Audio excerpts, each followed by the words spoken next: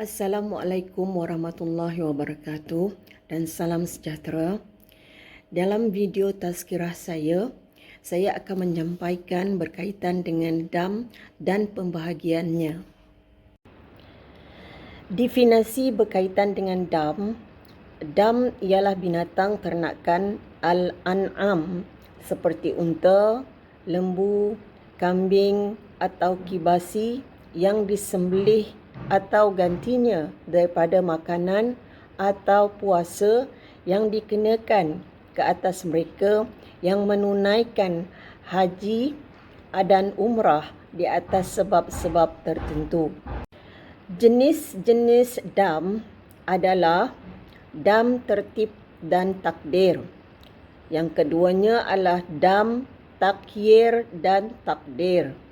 Yang ketiganya adalah dam tertib dan takdil. Yang keempatnya adalah dam takyir dan takdir. Dam tertib dan takdir. Maksud tertib ialah seseorang itu hendaklah mengerjakan satu demi satu mengikut tertib.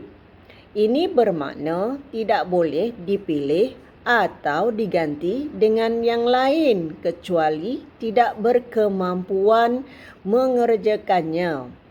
Takdir pula merujuk kepada kadar dam tersebut yang telah ditetapkan. Sebab-sebab dikenakan dam tertib dan takdir.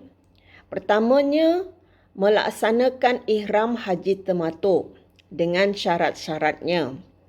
Yang kedua, melaksanakan ihram haji kiran dengan syarat-syaratnya. Yang ketiga, luput wukuf di Arafah. Yang keempat, tidak melontar jamrah 3 biji batu dan ke atas. Yang kelima, tidak mabit di Muzdalifah dengan syarat-syaratnya. Yang keenam, tidak mabit di Mina 3 malam dengan syarat-syaratnya juga. Yang ketujuh, tidak berniat ihram di miqat.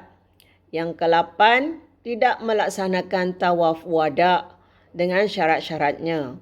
Yang kesembilan, melanggar nazar semasa mengerjakan ibadah haji. Dam takhir dan takdir.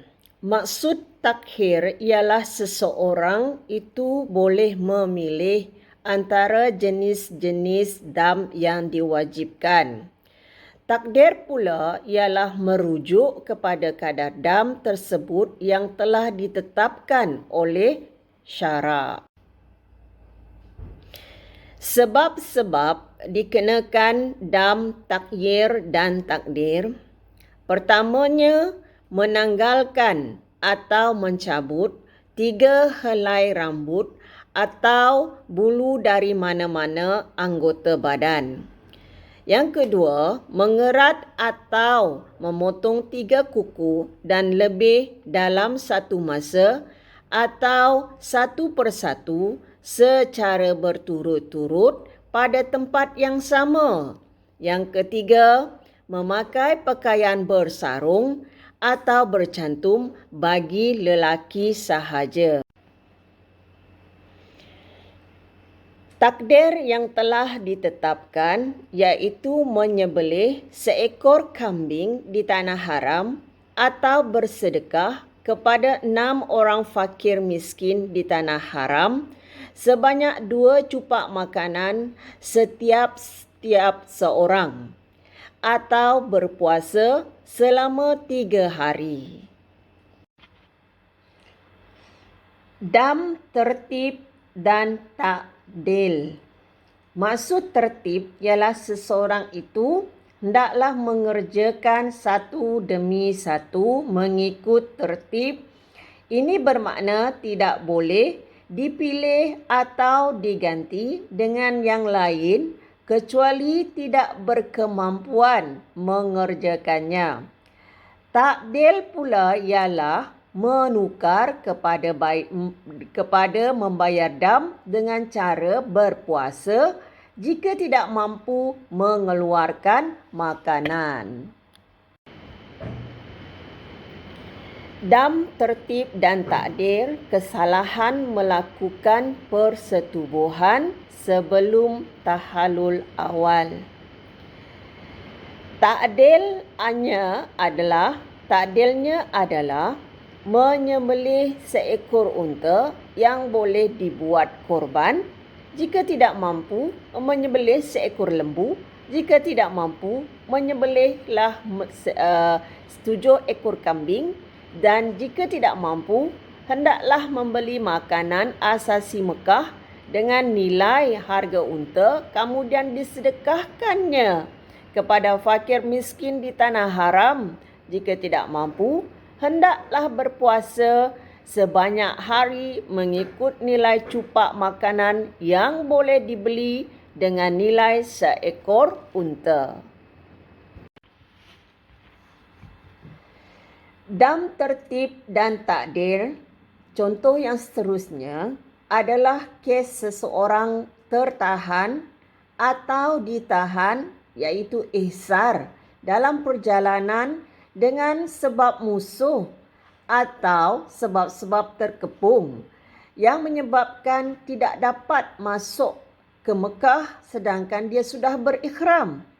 Maka hendaklah bertahallul seperti berikut, iaitu dengan menyembelih seekor kambing atau kibas. Jika tidak mampu, hendaklah membeli makanan dengan nilai seekor kambing dan dibahagikan kepada orang miskin di situ, iaitu tempat ihsar. Dan jika tiada berkuasa, hendaklah berpuasa beberapa hari sebanyak bilangan cupak makanan yang dapat dibeli dengan nilai seekor kambing, iaitu sebagai contoh 1 cupak sama dengan 1 hari. Kemudian hendaklah bergunting atau bercukur serta bertahallul.